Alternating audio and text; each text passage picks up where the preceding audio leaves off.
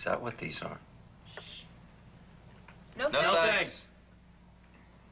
We can all get something to eat after she goes to sleep. Who wants more stewed tomatoes? Nobody's eaten anything. We're not hungry. You don't like my cooking? Oh, ordinarily we do. I did my best.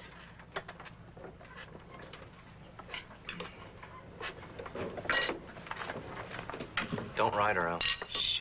I'm not riding her.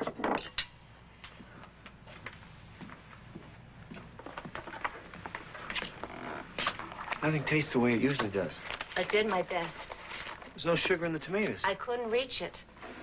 Why didn't you ask for help? I don't want to be a burden. I'm so sick and tired of hearing that. Now, what you really don't want to do is ask for help. Because you're too proud. Which, as I recall, is one of the very big sins in your church. Don't talk to me that way after what's happened to me. What's happened to you? You're having trouble moving around, but nothing's changed up here. You were just as proud before the polio as you are now. You're always too proud to ask for help. Why can't you do that? I've never had to.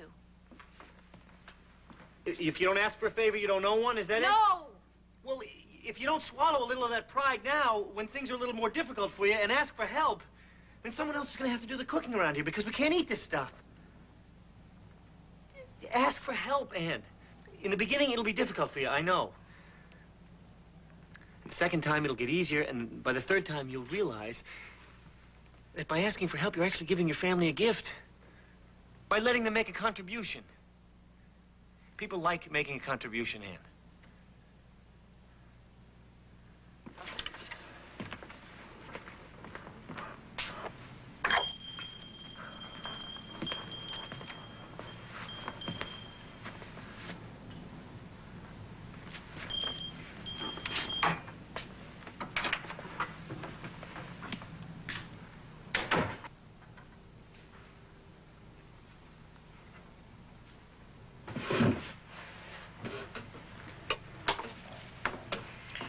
Son of a... Make that hungry, son of a... If you made her cry. If I made her cry, what? She hasn't made me cry with her stubbornness. Pass the damn tomatoes.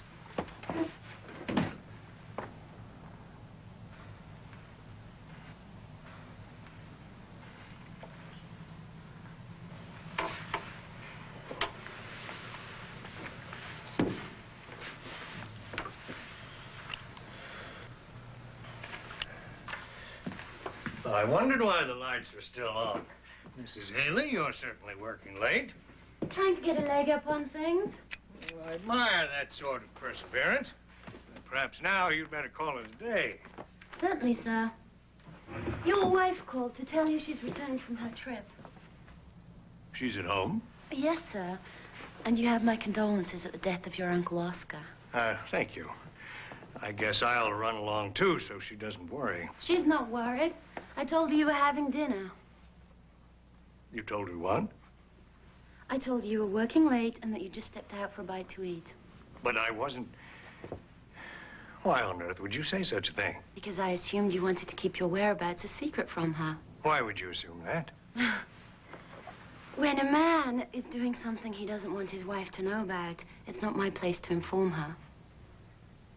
What an incredibly presumptuous thing to say.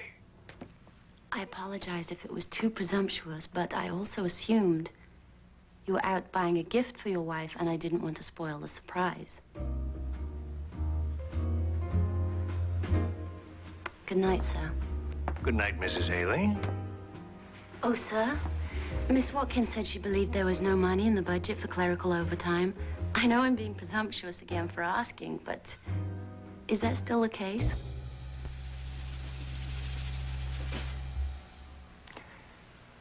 I'll review the budget.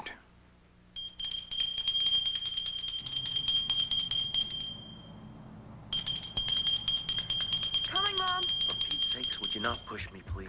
Well, would you hurry? Mom? Hurry. Mom? Ann? Huh? What's the matter? Are you okay?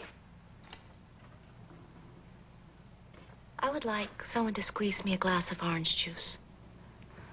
And I would love a soft-boiled egg. You like the yolk runny. And I didn't get to finish this morning's paper. Could someone bring it, please? Coming right up, Miss Kay. And if anyone will help me with a hot bath, I would gladly pay them 10.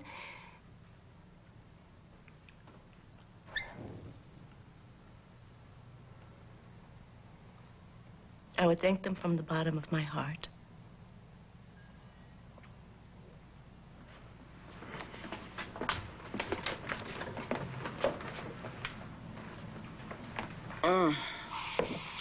My stomach is still sour.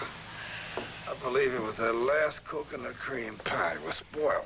They let it sit out to cool it too long. It wasn't the pie that set my stomach churning. Maybe it was a muffin.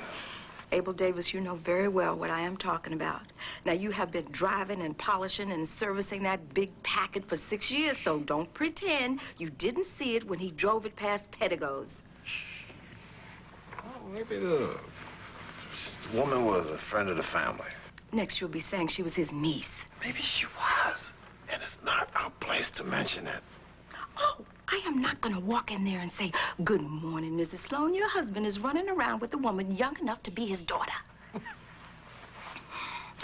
Now, God knows I only have the love in my heart for Ruth Sloan that he requires me to have, and not one iota more.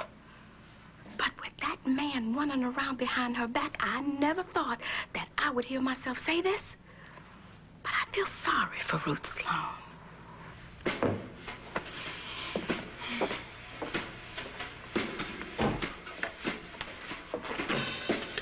Good morning, Mrs. Sloan. Good morning, Gloria. Morning, Gloria. It's good to have you back, Mrs. Sloan. Why, thank you. Do we have any more of those little cinnamon rolls left? We're out. Oh, I thought I saw some in the kitchen. Never mind. So, what prompted you to return early? Aunt Lorene was impossible to live with after she discovered Uncle Oscar had been having an affair. Oh, excuse me. No harm done.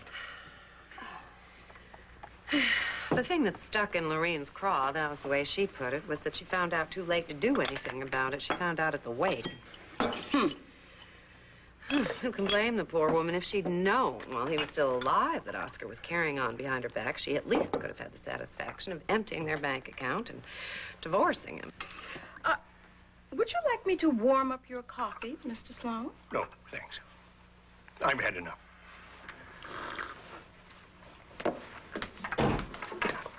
Dear Pauline, I read the letter from Crazy in Love. Like her, I fell for a married man. But we were able to call it quits before anything happened.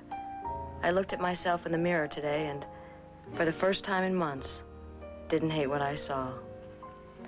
Sign me, no longer crazy.